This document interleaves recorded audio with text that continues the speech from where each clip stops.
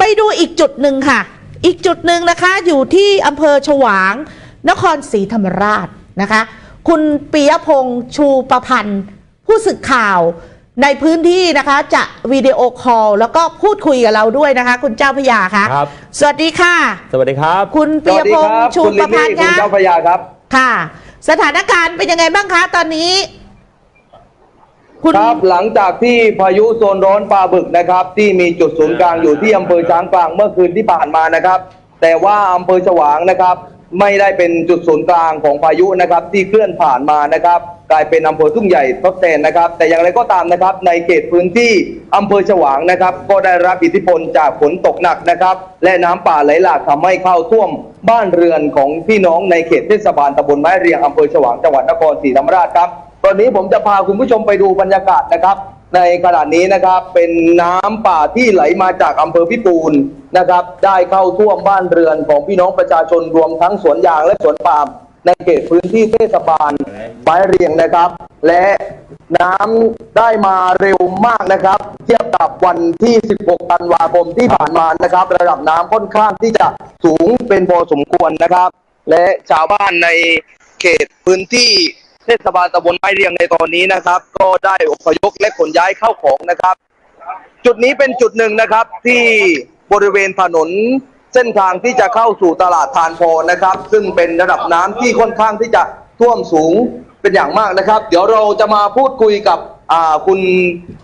ชาวบ้านสักหนึ่งท่านนะครับที่อยู่บริเวณนี้นะครับที่ได้รับความเดือดร้อนจากน้ำท่วมนะครับสวัสดีครับคุณพี่ครับสวัสดีครับไม่ทราบว่าน้ำเนี่ยมาระดับไหนครับเมื่อคืนมาเข้าท่วมบ้านเรือนตอนตีเท่าไหร่ได้ครับประมาณตีช่องถึงครับแล้วระดับน้ำจากรอบวันที่ 16 ธันวาคมที่ผ่านมากับรอบนี้เนี่ยอะไรเยอะกว่าครับรอบนี้เยอะกว่าครับผมเยอะกว่าแล้วเบื้องต้นเนี่ยคุณพี่มีวิธีการรับมือยังไงครับเดี๋ยวรออยู่ตรงนี้มันเข่าการทุกอะไรรอครับครับผมครับต้องบอกคุณผู้ชมไว้ก่อนเลยว่าพื้นที่ตรงนี้นะครับเป็นพื้นที่ที่มีน้ำท่วมเป็นบ่อยครั้งนะครับหลังจากมีน้ำหลากจากอำเภอพิปูนมานะครับเดี๋ยวเรามาพูดคุยกับอีกท่านหนึ่งนะครับท่านชื่อว่ารองขาวนะครับเป็นรองนายกเทศบาลตำบลไม้เรียงนะครับผมท่านรองครับเบื้องต้นเนี่ยทางเทศบาลตำบลไม้เรียงเนี่ยมีวิธีการรับมืออย่างไรบ้างครับก็ตั้งแต่วันที่ 3ครับได้รับหนังสือจากผู้ว่าราชการจังหวัดครับนะครับแล้วก็ได้มาในเชิงมาประชุมในเชิงปฏิบัติการกันครับว่าจะเอาในรูปแบบใดครับนะครับแล้วก็พอดีท่านนายอำเภอฉวางแล้วก็รองผู้ว่าราชการจังหวัดรองภาคภูมินะครับมาร่วมประชุมด้วยครับนะครับแล้วก็ได้รับมือตั้งแต่วันที่ 4ครับนะครับครับแล้วเบื้องต้นเนี่ยระดับน้ำที่ไหลมาจากอำเภอพิปูนเนี่ยตอนนี้เนี่ยสถานการณ์น้ำที่อำเภอพิปูนเป็นอย่างไรบ้างครับตอนนี้ระดับน้ำยังคงที่อยู่นะครับไม่ลดและก็ไม่เพิ่มนะครับแต่น้ำคงจะมาเรื่อยๆครับผมขอบคุณมากครับท่านรองครับที่จังหวัดนครศรีธรรมราชในขณะนี้นะครับคุณลิลลี่คุณเจ้าพระยาครับเริ่มที่จะมีแสงแดดออกแล้วนะครับแต่เมื่อ10 นาทีที่ผ่านมามีเมฆเข้ามาปกคลุมอีกครั้งนะครับเพราะฉะนั้นชาวบ้านในเขตพื้นที่เทศบาลตำบลไม้เรียงนะครับซึ่งเป็นที่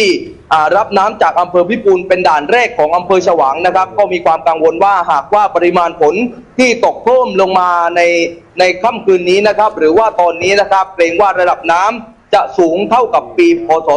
2559ครับและระดับน้ำที่เทศบาลตำบลไม้เรียงนะครับจะไหลเข้าท่วมบริเวณเทศบาลตำบลฉวางนะครับในอีกไม่กี่ชั่วโมงข้างหน้านี้นะครับซึ่งถือว่าได้รับผลกระทบตลอดทั้ง2ริมฝั่งแม่น้ำตาปีตลอดยาวจนไปถึงจังหวัดสุราษฎร์ธานีเลยครับและนี่คือบรรยากาศทั้งหมดที่เทศบาลตำบลไม้เรียงอำเภอฉวางจังหวัดนครศรีธรรมราชครับค่ะขอบคุณคุณปิยพงษ์นะคะก็เป็นผู้สื่อข่าว